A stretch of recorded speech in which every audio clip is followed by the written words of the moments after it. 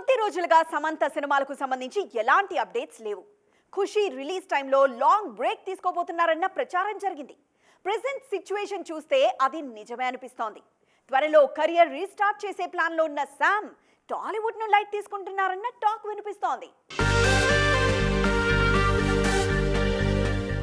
శాకుంతలం, ఖుషి సినిమాలను ప్యారలల్ గా పూర్తి చేసిన సమంత ఆ తర్వాత బ్రేక్ తీసుకున్నారన్న టాక్ ఫిల్మ్ నగర్ లో వైరల్ అయింది. అందుకు తగ్గట్లుగా శామ్ కొత్త సినిమాలేవి కమిట్ కాకపోవడంతో సమంత బ్రేక్ తీసుకోవడం ఖాయంగానే కనిపిస్తోంది.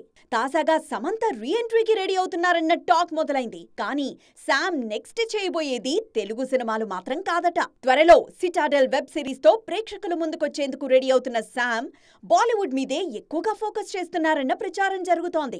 రణ్వీర్ సింగ్ నెక్స్ట్ మూవీలో సమంతనే హీరోయిన్ గా నటిస్తారన్న ప్రచారం జరిగింది. తాజాగా మలయాళ మెగాస్టార్ మమ్ముట్టి సినిమా విషయంలోనూ సమంత పేరే వినిపిస్తోంది. దీంతో సమంత టాలీవుడ్ కు గుడ్ బై చెప్పేస్తారా అన్న డిస్కషన్ జరుగుతోంది.